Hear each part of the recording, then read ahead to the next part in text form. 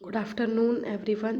तो आज का मेरा पहला समाचार है कि साइबर सुरक्षा कौशल अंतर बढ़ते खतरे प्रतिभा की मांग करते हैं। इसका मतलब ये है कि जो हमारे साइबर कंपनियां होती हैं उनमें जितने भी युवा या जितने भी लोग काम करते हैं, तो हमारे इंडिया में क्या हो रहा है कि जो साइबर सुरक्षा बनाए गए हैं, जो काम कर रहे हैं व्यक्ति, उनमें जो कौशल स्किल है उनमें कमी है। और उसी स्किल की कमी से जो है उससे जो खतरा है, साइबर खतरा, वो ज़्यादा बढ़ रहा है। तो अब क्या है, नई स्किल की ज़रूरत है उन युवाओं को। तो इसी में आगे देखेंगे कि कौशल अंतर क्या होता है, कौन कौन सी स्किल चाहिए होगी और क्या क्या खतरा बढ़ रहा है। तो सबसे पहले हम देखेंगे कि जो साइबर सुरक्षा कौशल अंतर है वो क्या है। तो सीधी सी बात है कि जितने भी साइबर कंपनियां या साइबर ऐसी दुकानें खुली हैं जहाँ पे साइबर से रिलेटेड कार्य होते हैं, तो वहाँ पे कार्य करने के लिए नौकरियां तो उपलब्ध हैं। विशेषज्ञ तो बहुत चाहिए होंगे, लेकिन जो प्रशिक्षित लोग हैं, जो स्किल कौशल जो चाहिए वो उनमें नहीं है।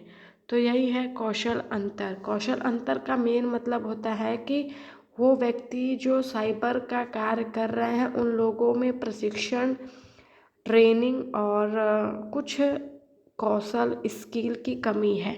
यही होता है कौशल अंतर। अब देख रहे हैं कि जो साइबर सुरक्षा कौशल अंतर है वो बढ़ क्यों रही है।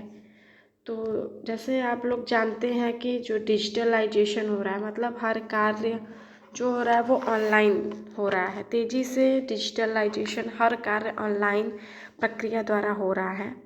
तो इससे लोगों को जो दिमाग में कौशल या जो भी ट्रेनिंग वगैरह मिलनी चाहिए वो नहीं हो पा रही है। तो जो डिजिटलाइजेशन हो रहे हैं तो उनके कारण उनको लोगों को अच्छे कौशल प्रदान नहीं हो पा रहे हैं, जिससे कि ये कौशल अंतर बढ़ रहा है और साइबर सुरक्षा की खतरा बढ़ रही है। इसके साथ ही जागरूकता की कमी। अभी जितने भी लोग शायद गांव में रह रहे हैं, तो शहर में भी लोग हैं, लेकिन हमें लगता है कि जितने भी लोग गांव में रह रहे हैं तो उनको अभी पूरी तरह से उनको जागरूक नहीं किया गया है कि आखिर ये जो साइबर सुरक्षा है उसके लिए कौशल की कितनी आवश्यकता होती है। तो अगर उनको जागरूक करें, हमारे जो सरकारें हैं लोगों को जागरूक करें इसके बारे में, तो हो सकता है कि साइबर सुरक्षा खतरा कम हो जाए।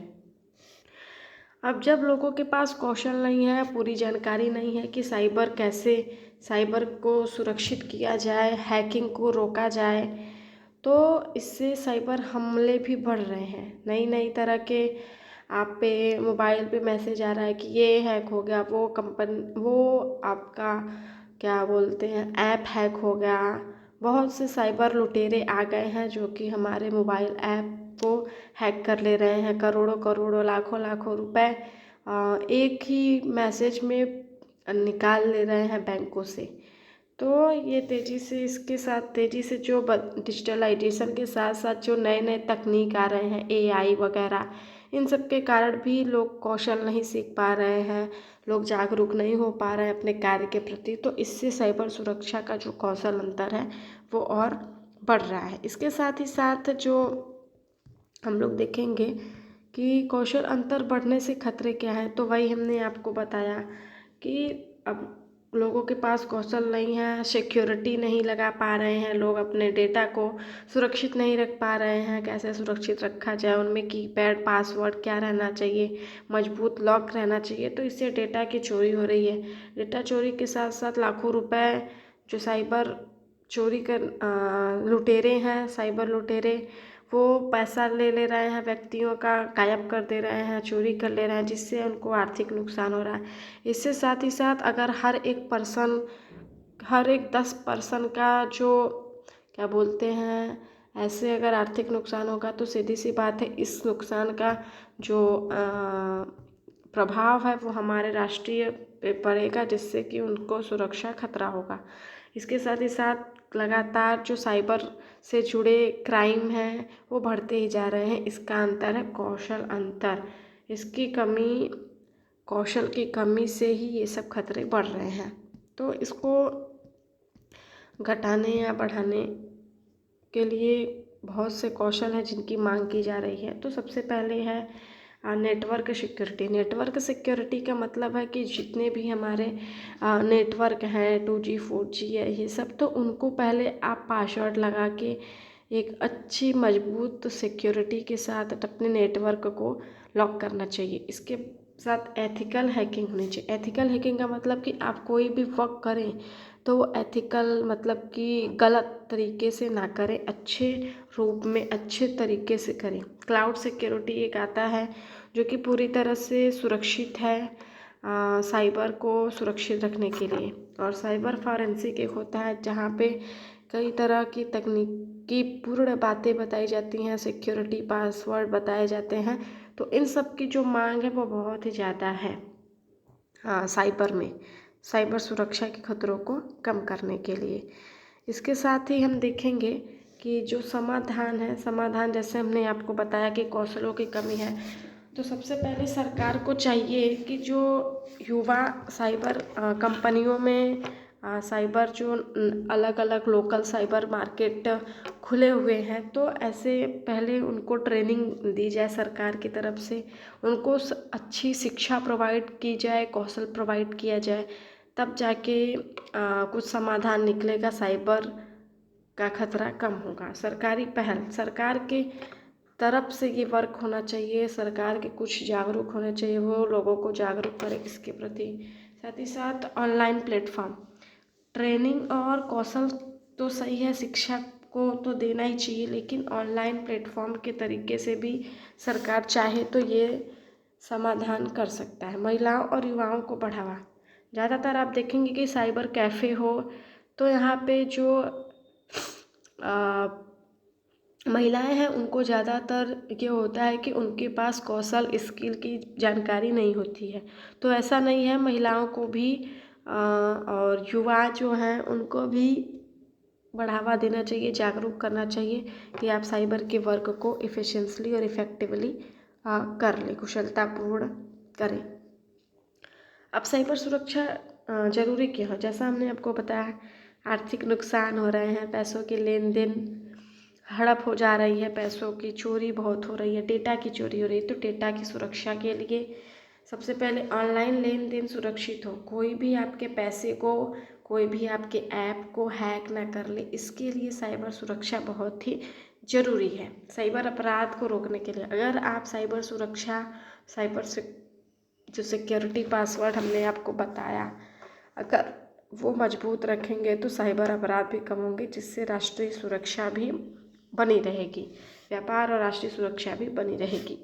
तो साइबर सुरक्षा बहुत ही ज़रूरी है किसी भी देश, किसी भी लोगों के लिए। हम अपने फ़ोन में भी सिक्योरिटी की पासवर्ड, फेस लॉक ये सब लगाते हैं ताकि हमारे जो मोबाइल ऐप्स हैं उनको कोई हैक ना कर सके, कोई व्यक्ति डेटा चोरी ना कर सके हमारे फ़ोन से। जानते हैं कि भारत की स्थिति क्या है साइबर को लेके? तो जो तीसरी सबसे ज़्यादा साइबर अटैक होती है, तो तीसरी ये देश है भारत, जहाँ पे जो साइबर अटैक है वो ज़्यादा हो रही हैं।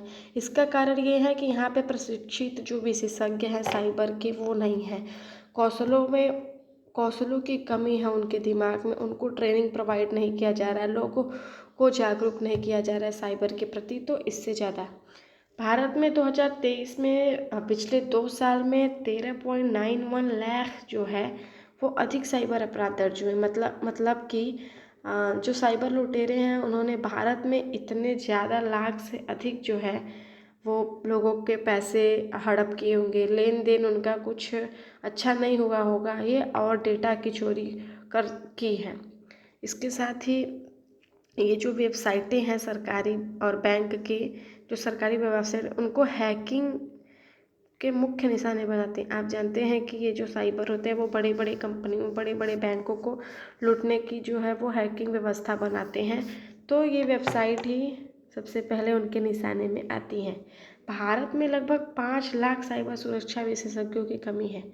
मतलब साइबर कैफ़े तो खुले हैं, कंपनियां तो हैं, लेकिन उनके पास जो कौशल होनी चाहिए साइबर के प्रति वो नहीं है। इसीलिए भारत की स्थिति इतनी खराब है और वो तीसरे नंबर पे सबसे अपराध वाला, साइबर अपराध वाला देश है। तो इसके लिए कुछ करना चाहिए। भारत की स्थिति इतनी खराब क्यों है? जैसे हमने आपको बताया, वहाँ पे विशेषज्ञों की कमी है, उनमें कौशल नहीं है, ट्रेनिंग उनको प्रोवाइड नहीं किया जा रहा है।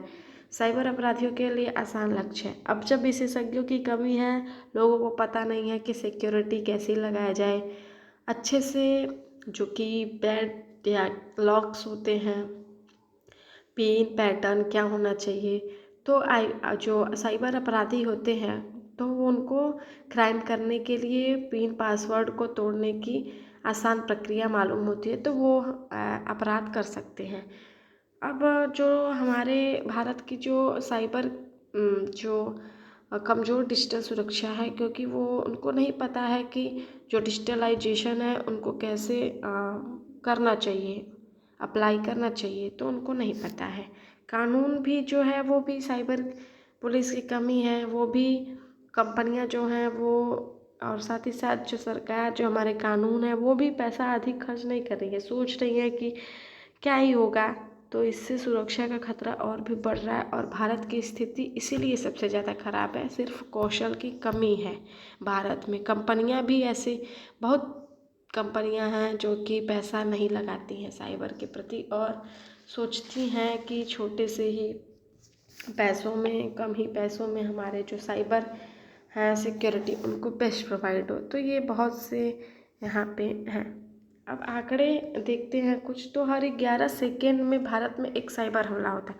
अभी आप यहीं से जान लें कि 11 सेकेंड में, मतलब अब 11 सेकेंड बहुत ही कम है, लेकिन हर एक 11 सेकेंड में साइबर हमला होता है हमारे भारत में। इसके साथ ही 2023 में 13.91 लाख साइबर क्राइम दर्ज है। जैसा कि हमने आपको बताया, धोखाधड़ी, ऑनलाइन लेन देन जो हो रहे हैं, पैसा गायब हो जा रहा है, उनके बैंक अकाउंट खाली हो जा रहा है एक मैसेज से, ऐसा करके हर साल, हर प्रति वर्ष 1250 करोड़ अधिक नुकसान हो रहा है। बताइए हमारा जो भारत की जीडीपी है वो कितनी कम हो जाएगी इससे। भारत, हमने आपको बताया कि तीसरे नंबर पे है। तो कौशल प्रोवाइड करना बहुत ही, साइबर अंतर कम करना चाहिए। इससे वैश्विक स्तर पर क्या प्रभाव पड़ेगा?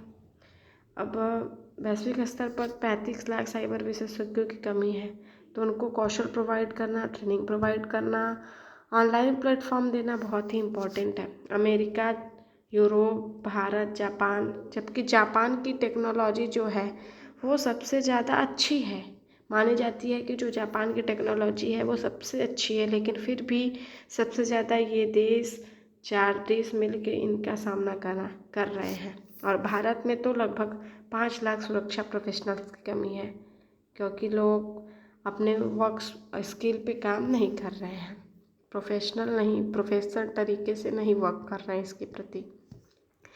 तो साइबर सुरक्षा कौशल अंतर बहुत है, लोगों, विशेषज्ञों की कमी है।